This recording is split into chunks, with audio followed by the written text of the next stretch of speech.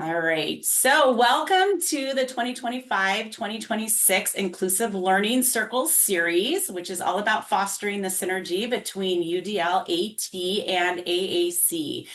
And we are kicking this year off with an AAC focus. And for today's topic, we are going to be discussing AAC and shared reading with core vocabulary. So if you follow the QR code and the tiny URL link that are on this home slide, it's going to take you to our rolling home base document that we'll be adding to throughout this series of 9 sessions throughout this 25-26 school year. And that's going to be a place where you can find links to all of the slideshows as well as all of the resources that we are going to discuss today. And we are also putting that in the chat for you. All right, so just a quick visual of our open access lead team here at the Placer County SELPA. We are a small but mighty team. I'm not going to go through everyone in the essence of time, but you can see our smiling faces. We are happy to be here, and we are happy to have you here with us as well. Just a few slides about open access and what we're about. We are committed to UDL principles and making our presentation as accessible as possible. So some of the strategies that we use that you're going to see today, our slides use simple backgrounds with high contrast text. We will provide access to digital and print materials if you need them. You can always print these things out. You can access our slide deck in a variety of different ways. We provide alt images for all, or alt text for all of our images. We're going to do our best to share multiple examples and non-examples of the different topics and concepts that we're covering. And we also will provide various options for participation and feedback throughout our session. And if this is your first time joining us, just a little bit of background about open access. We are one of the statewide special education resource leads within the statewide system of support. And open access is grounded in the foundational belief that with access to quality instruction, all students can engage actively, participate, and learn within inclusive settings. So what makes our project unique is that we highlight the importance of learning and participation for all through universal design for learning, assistive technology, and augmentative and alternative communication.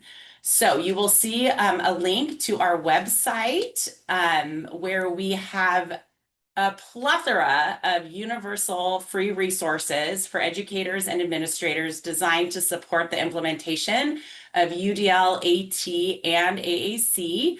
And if you're interested in finding out more specifics about our projects, you can click on that document and it will give you a little more information about the different support we offer. So we have universal supports, targeted supports, and intensive supports.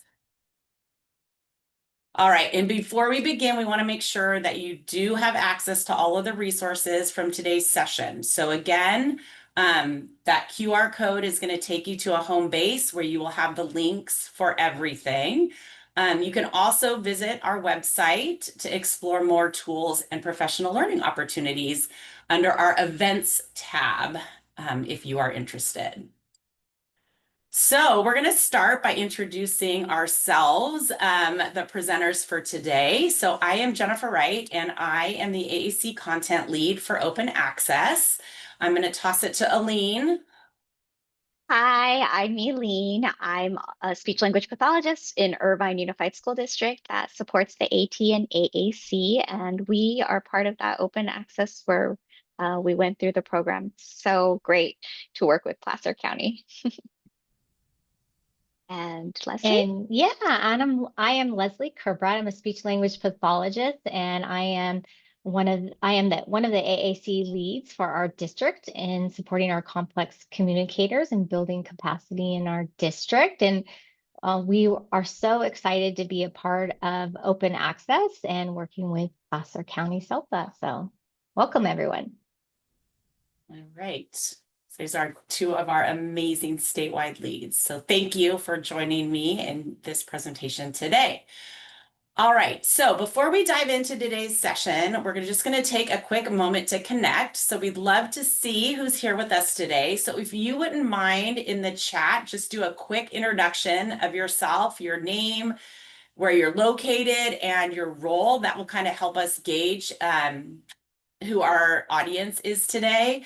And then on a scale of 1 to 4, we'd like you to put in how familiar are you with the literacy strategy of shared reading? So a 1, like I've never even heard of it. 2, I've heard a few things. 3, I've used this strategy sometimes.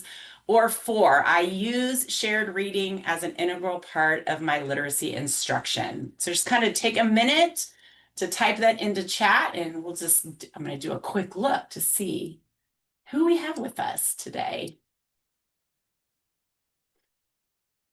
See some familiar faces and names.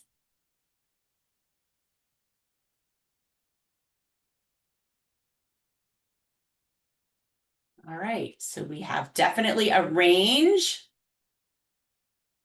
of providers as well as your knowledge of shared reading. Okay, well, this is great. Okay, we'll hope you get a lot out of this today. It's a quick hour for sure. All right, so today's learning objectives include these following 3 things. We really want all of you to understand what shared reading is and how valuable it is for all of our learners, and especially our complex communicators. We want you to be able to identify shared reading strategies and how to provide shared reading opportunities throughout your day, especially with your students who are going to be utilizing AAC. And third, we hope to share resources that you can explore as you move forward, putting together lessons for your students in your practice. So to get us started, we're going to watch a quick video that will give us a little bit of an overview of shared reading. And then I'm going to turn it over to Leslie, and she is going to dive in a little bit deeper. So we're going to take a look at this video.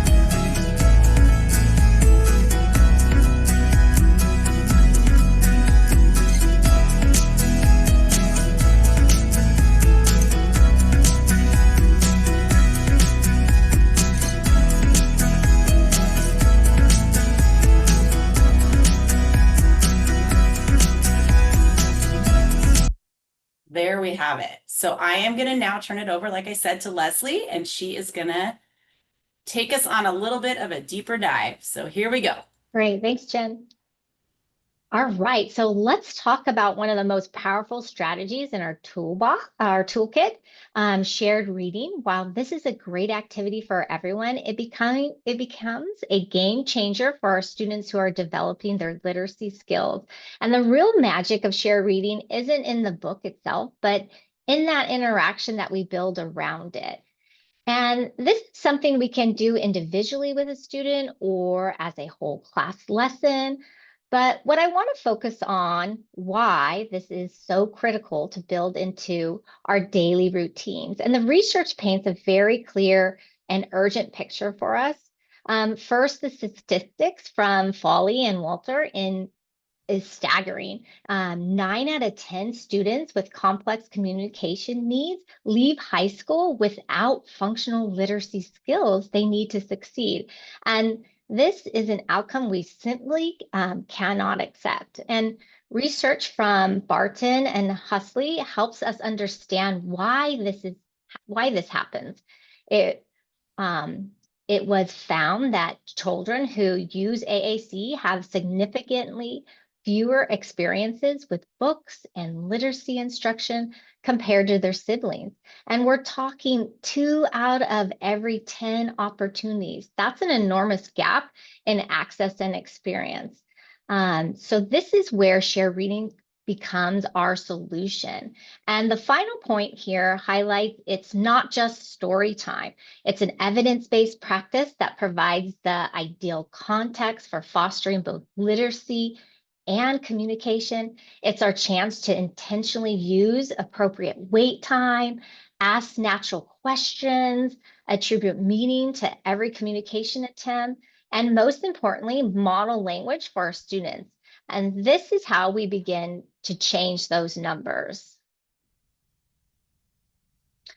So who is shared reading for? The simple answer is everyone. This strategy is incredibly versatile and it meets the students at every stage in their literacy journey.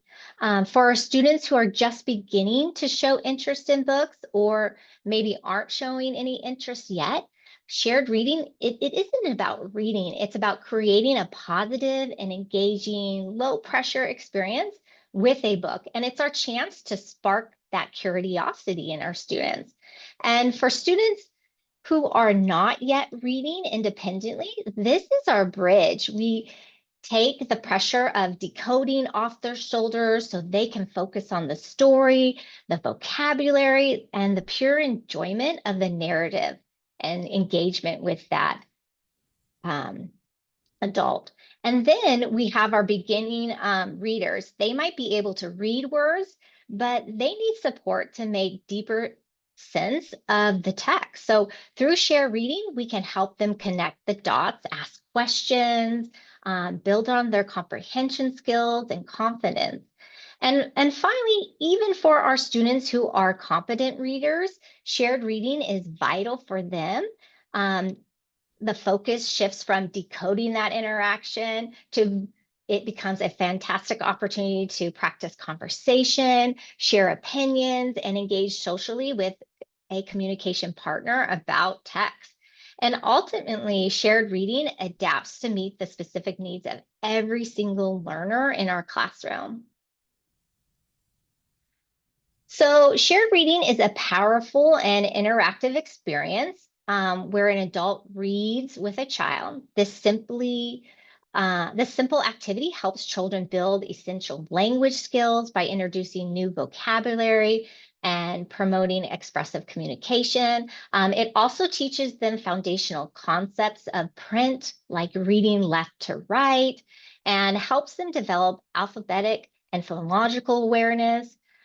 Beyond literacy, shared reading builds that joint attention, right? The ability to focus on the same object and tap into that student's background knowledge, expanding their understanding of the world. And most importantly, it shows children that reading is fun, creating a really positive association that encourage a lifelong love of books. So what exactly should we do during shared reading is the question. At the beginning, our focus is simple. We want to draw the students' attention to the book, encourage them to join in. That might mean pointing to pictures, using an expressive voice, or inviting them to turn the pages. If they're not sure how to respond, we can model what to do or say, giving them a gentle prompt. As children begin to develop more language, we shift our approach. We start asking slightly more complex questions like, oh, what do you think will happen next? These types of questions get them thinking and using their own words. And over time, as their language grows, we continue to gradually increase that complexity of our questions to match their abilities. Eventually, we can begin to invite them to answer inferential questions, ones that go beyond what is directly on the page. So for example, why do you think that character feels that way? Or what would you do if you were in that situation? So in short, shared reading is this progression from simple engagement to a language-enriched interaction, and finally to that deeper thinking and understanding. So with that said, there are some instructional practices or approaches to shared reading. I'm sure many of you have seen these two before, card and crowd. I'm going to talk quickly about them because I know that a lot of you probably already are familiar with them. But these are approaches that help structure that shared reading opportunity, and they help us expand and refine reading practices. So CAR, that C in CAR stands for comment. So we want to lead with a comment. We always want to provide that stop and wait, so that we are giving our students time to respond. And then that A in CAR is ask a question. And then again, we're going to stop and wait for them to respond. And then we're going to respond by adding more. And then we have crowd. The C in crowd stands for completion. So think of this as your sentence completions. You're going to leave a blank at the end of a sentence, and then the student's going to fill that in. So this is typically used in books with repetitive phrases or rhymes. And then you have that R in crowd, the recall. You're going to ask questions about what just happened in the story.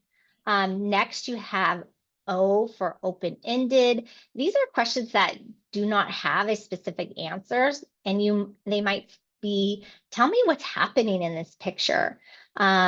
Next, you have the W, so those what questions or WH questions. These types of questions typically focus on pictures. So what does that man have? Maybe you're pointing out a specific picture in the book. And then distance are questions that build that bridge between the book and that personal experience, such as, there were farm animals in this book. What farm animals did you see at the farm? So next, so that's a little bit about car and crowd. This is just a little image that you can reference in the handout and share with your staff if you want to use that as a little flyer to give your staff and talk about what CAR is. And then the next slide is putting it together. So we put the crowd in the CAR, and that refers to a shared reading strategy that combines, as I shared, that crowd with the CAR strategy to create that structure and that interactive reading experience. This is a nice little graphic you can, again, share with your staff to remind them that we're going to use these strategies during that shared reading activity. And this strategy together encourages active participation, enhances language and literacy skills, and it helps motivate learners by making the reading process more engaging and responsive to their communication. And the last one that I want to talk about was AIR. And this instructional practice is coined by Jane Farrell, and she says, share the air. And it's really a method for those early shared reading learners or experiences. And the main points are, you have that attention getter. So you're using exclamations like, wow, cool, uh-oh, or look, to draw that student's attention to the book using both speech and AAC. And then there's that I, you invite participation. And we want the student to know that this is about the interaction.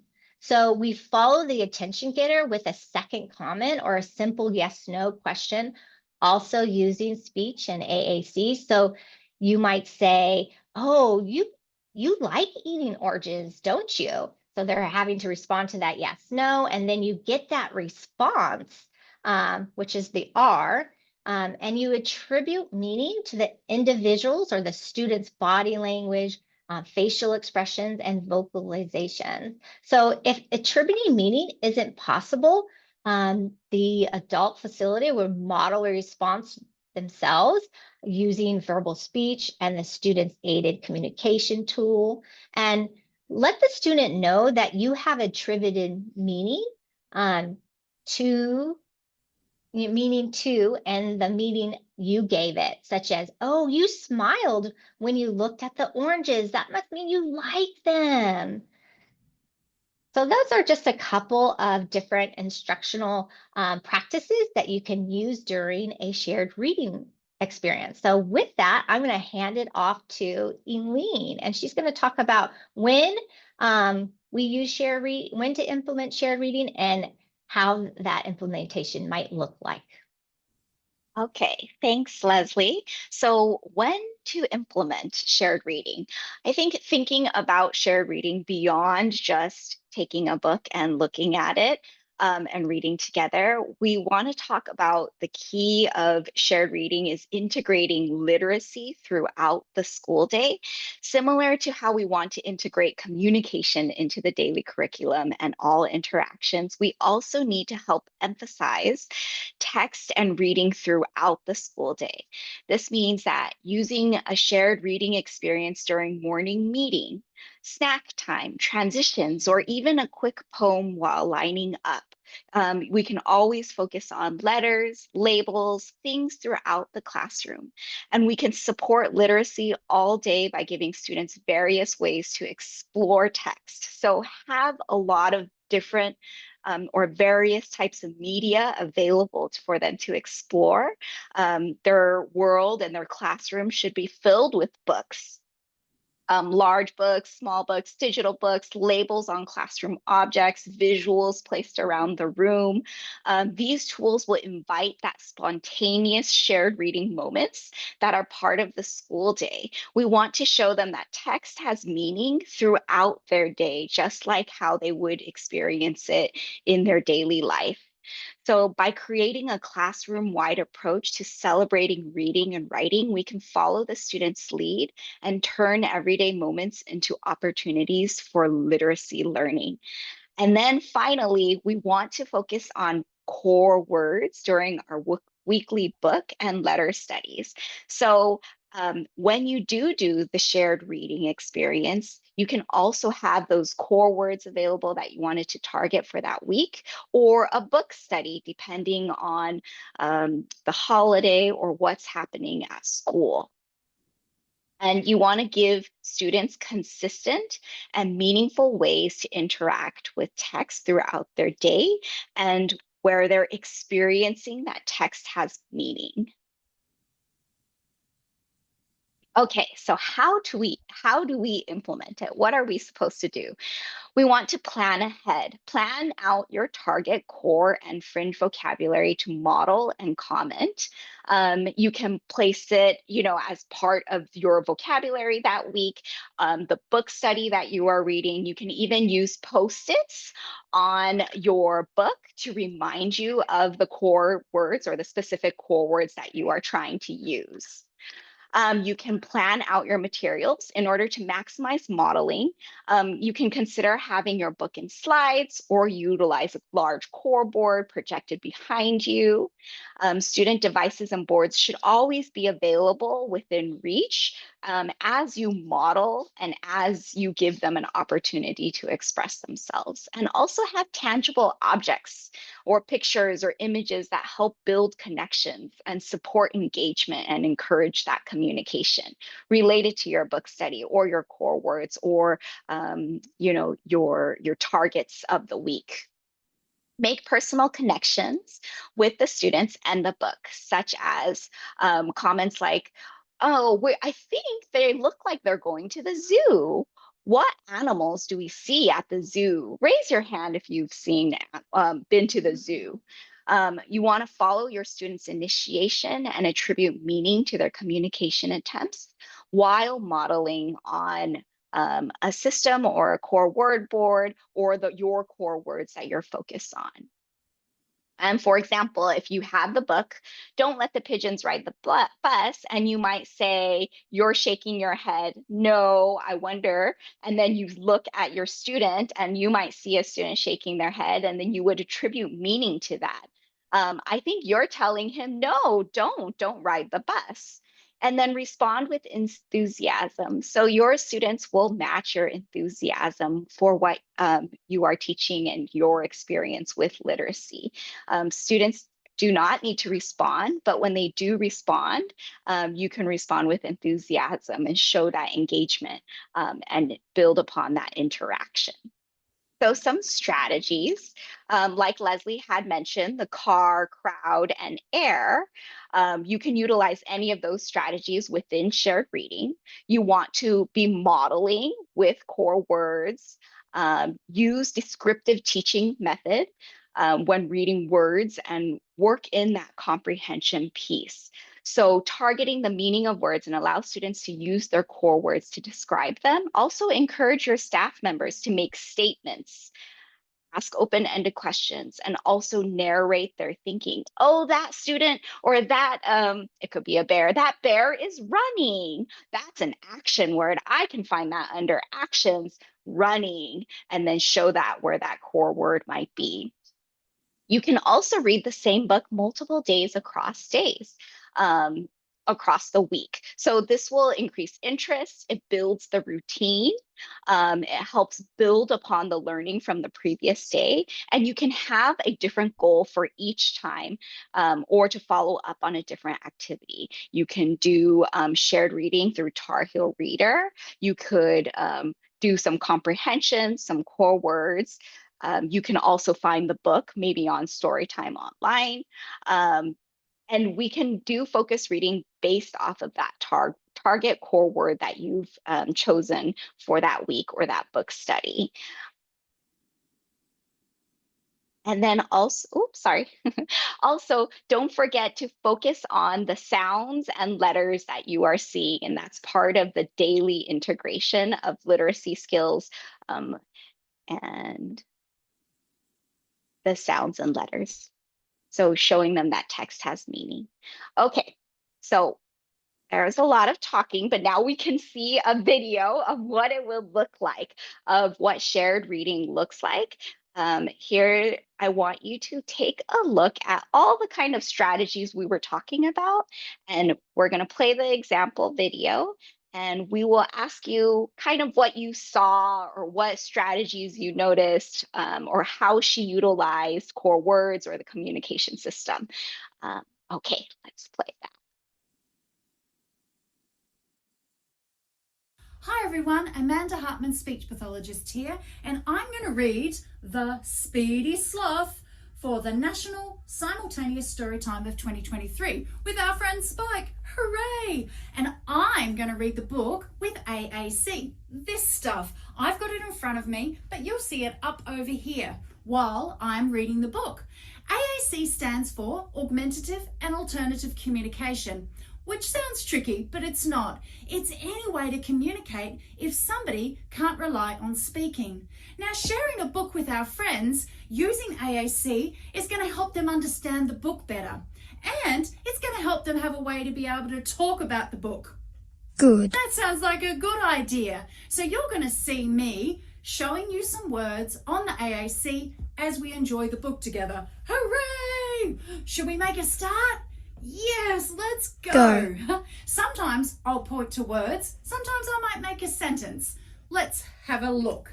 The Speedy Sloth. Oh, speedy. Oh, I have an idea. Describing words. Fast. That's like someone who's fast. I have a question. I'm asking a question. Can things, animals, a sloth. Can a sloth go fast? I think we'll have to think about that one. Okay. The Speedy Sloth by Rebecca Young and Heath Mackenzie. Thank you for writing such a great book. Okay. It was finally time for the event of the year. Spike couldn't believe it. The great race was here. Oh, he said, today is the day when we can go for a race. Woohoo! But the other sloth said it could not be done. Nup. Oh, look. All these sloths are saying things to Spike. They're saying, nup, you're dreaming. You're a sloth. Huh? Oh. Uh-huh. Let me write a sentence. They do not think she can do it. But Spike didn't care. She was ready to run. That's an action word. Run.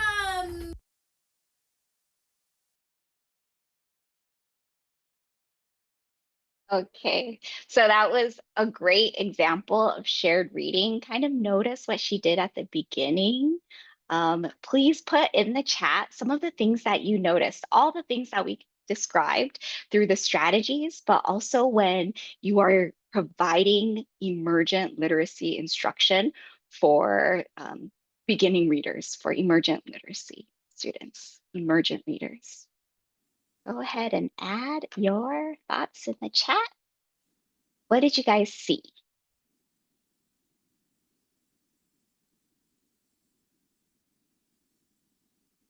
You can also unmute yourself if you just want to speak out.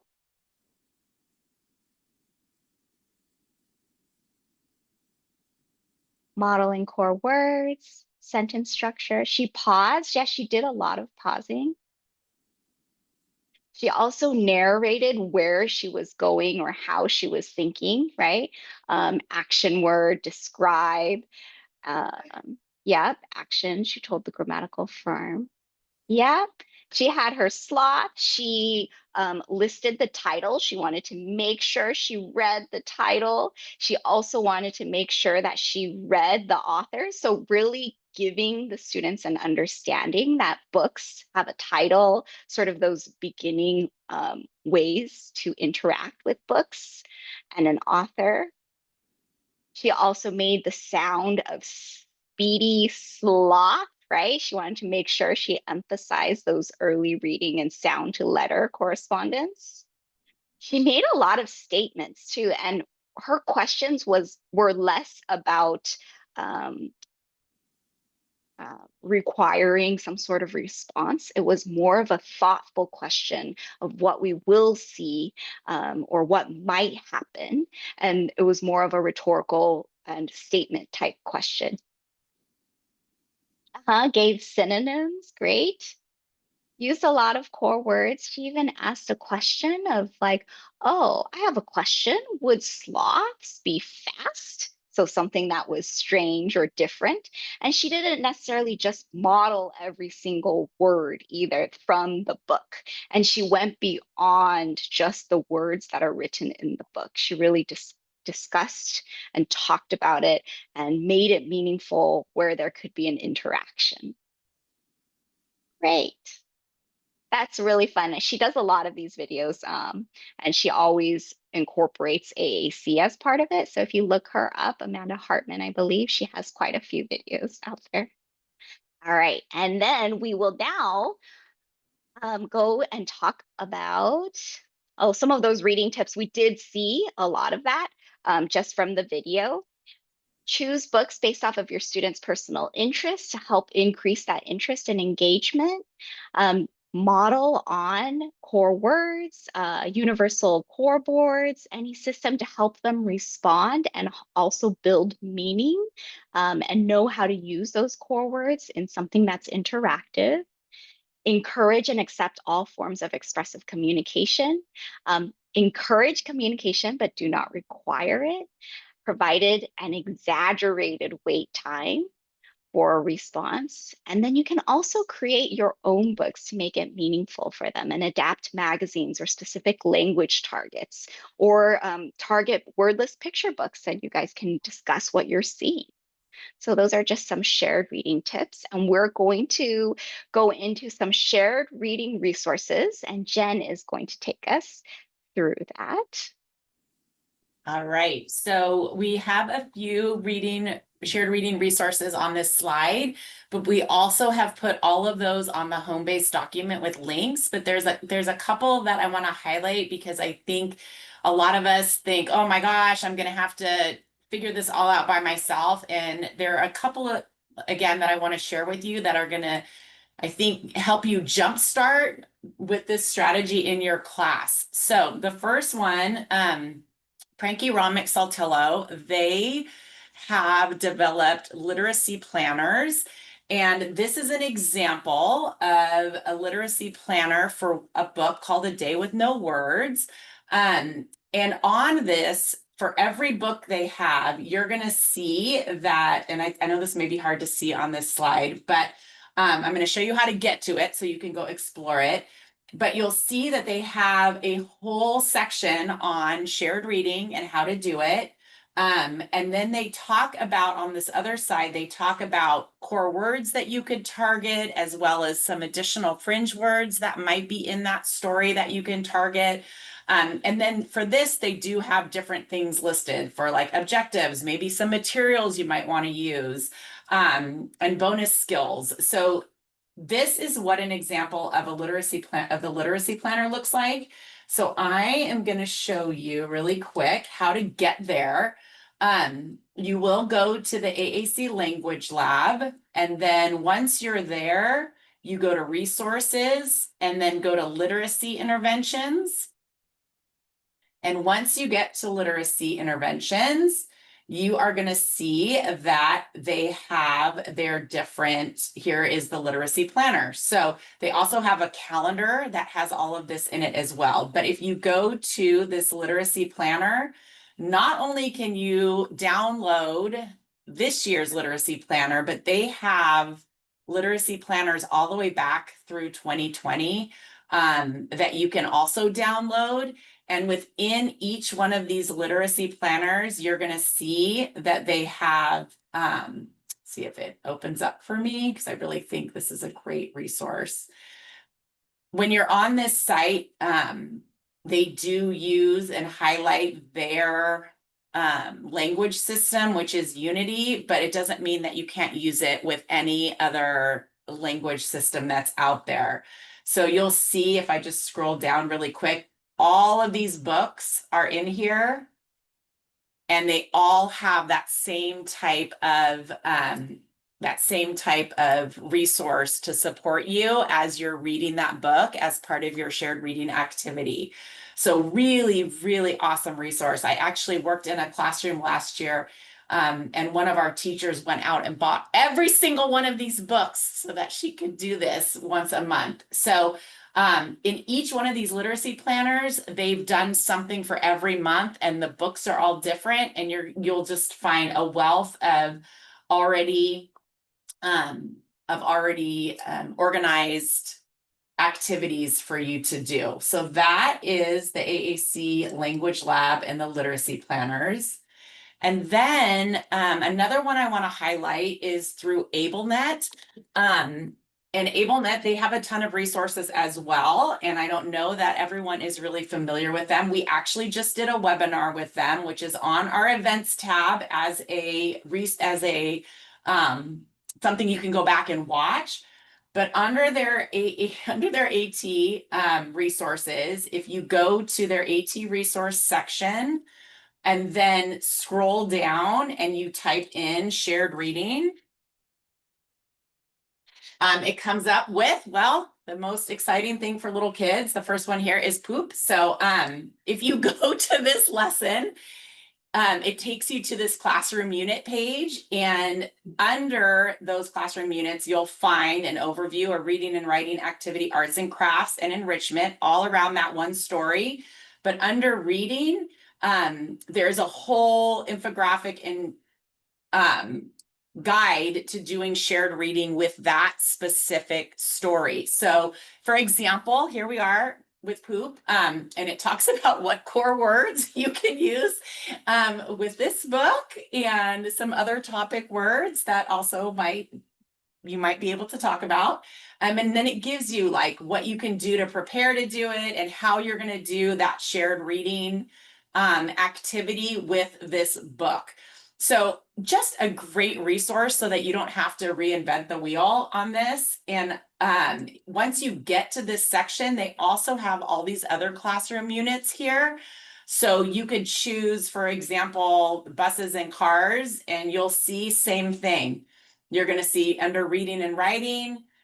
If you wanted to watch a quick little video introduction about how they would use this book, you can watch that. But again, you can click on that shared reading, and then you have, again, those core words, the topic words. This one has a repeating line. So if you have kids that you might set up a single message switch, and they can read the repeating line, which is a great way to get some of our real emergent literacy kiddos involved in the act of reading, and super, super motivating. So these are great resources that are there. Things are already done for you. And I just really wanted to highlight those for you if you really just want to jumpstart this, but didn't want to have to, go do it all from scratch.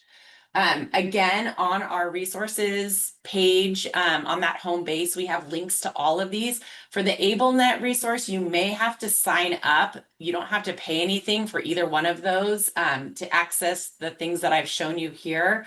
But once you sign up for the AbleNet, I think they just want you in their system. Then you could just get right into it and you don't have to do it over and over again. So just a couple of fun places that you can check out to really support jumping in with shared reading. All right, well, with that, we would love to hear from you if you have any questions about what we've covered today. If you have experience doing shared reading in your practice and would like to share out anything that has really worked for you or some successes that you may have had, I'd love it, or we would love it if you guys wanted to throw stuff in the chat or again, unmute and ask a question or share anything out. We would love to have a little discussion if anybody would like to engage. It was the end of the day.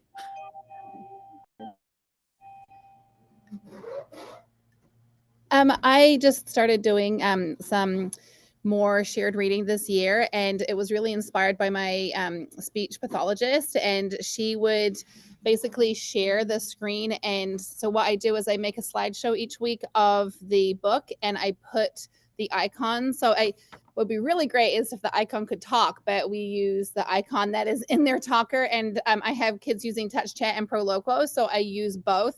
And I do little arrows, like first you're going to go to describe, and then it's going to be, whatever the description is. And this, I've seen a lot more engagement in the students. And then the other thing I do is I get a key phrase from the book. One of the books had crunch because it said crunch a lot, and I have the buttons that talk, and so they get to go and push and it's like their favorite thing is to push these buttons. And the OT walked in at the beginning of the year, and I was like, I can't stop. I don't know what's going on right now, but this whole class is engaged in this lesson and I don't understand. So do not talk to me right now. Like it was like striking gold or something. And now it's my favorite part of the day. Oh, I love it. Charlotte, thank you so much for sharing that. I love a couple of things that you said too that were like something that I think is hard for us to do is like just go with it, right? Like maybe it wasn't like she came in, but you're like, no, listen, this is not about our structure right now. We're going with this because they're having fun and they're engaged, and that is huge. So good for you. That was awesome. Thank you for sharing that. Does anybody else have anything to share? It's gonna be hard to top that one. That was a good one. Anybody have any questions? Can I share one like tip that I learned? Yes. okay, maybe close your ears, but it's kind of naughty. But I just don't have every book in the world at my disposal. I just don't. And so one thing that because I was like, how am I going to I don't want to take pictures of all these pages. So I just like open a slideshow, like a slide deck on my computer, and I go to a read aloud, and I just screenshot all the pages and put them in there. And so I'm getting the books for free, which is very naughty, but it's for the greater good. You're not selling it, right? You're not selling it. I'm using it in class. Yes. Yeah. My gosh. Okay. All right. We'll just keep that on the down low out here on the web for everyone to see. Oh my gosh. Well, thank you. Thank you. Thank you. I know. And Aline pointed out too, how great to have a paper book, but then maybe get on something like on Tumble Books or Storytime where you can find that same story and now all of a sudden it's animated, right? All of those different presentations are super motivating as well. Just giving kids opportunity to experience those books in different ways, I think is also really powerful. Leslie, Aline, do you guys want to add anything? No, I loved No. hearing you share, Charlotte. Thank you. That was so fun. And those kids, they really do love those single message switches that you program with that repeated phrase or something funny that happens in the book or a sound that happens. It's really all about that multimodal and engaging piece of reading the story with the students. So I love that you incorporated that. All right, I see that there is a question in the chat. Is there an optimal group size for shared reading in the classroom? And I don't think that there is. I think it can be done, one-on-one, but I also think you can do it in a whole group setting. So I don't know that there's an optimal group size just because you're just really building that engagement. So I think a bigger group, you're going to have maybe potentially more engagement. Smaller group, with a teacher. What do you think, Yeah. Aline? Yeah, I think it depends on your group, but even if you have physically involved or, kids who may not be able to turn the page or point to pictures, they can turn the page for the whole classroom with the switch, right? If you are projecting it on a computer screen or something like that. So you can do a whole group engagement. I think you can incorporate lots of different ways for them to participate. And I've seen huge core boards, and it just requires more time, but everybody would be involved in it. So I think it just depends on your group.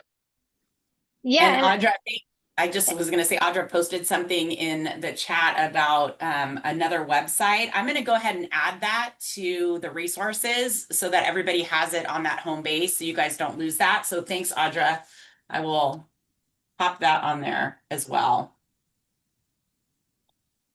Leslie, you're going to say something? Yeah, I was also going to say that sometimes it does depend on your target. So maybe in a small group setting, you're targeting a specific structure for a specific group of learners. So it just really depends on what your target is during that shared reading activity after you kind of done that whole group engagement with the book.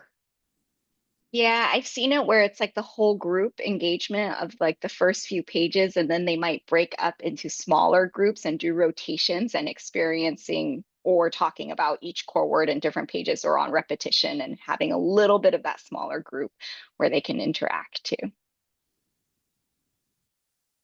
All right. Well, with that, we will move on to our intentional close. So as we wrap up, we'd love for you to take a moment and reflect on today's learning. Maybe what is one resource that you want to check out that can support you starting to use that shared reading and those core words with your students? Or if you are already using shared reading as a literacy strategy, was there something today that has inspired you to continue? So just go ahead and think about that as we wrap up. If you would take a moment to complete our survey on our session today, we really would appreciate that.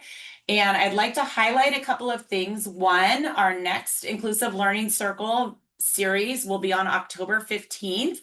And that will be at the same time, 3 to 4. And that is going to be assistive technology powered by AI. So a hot topic right now.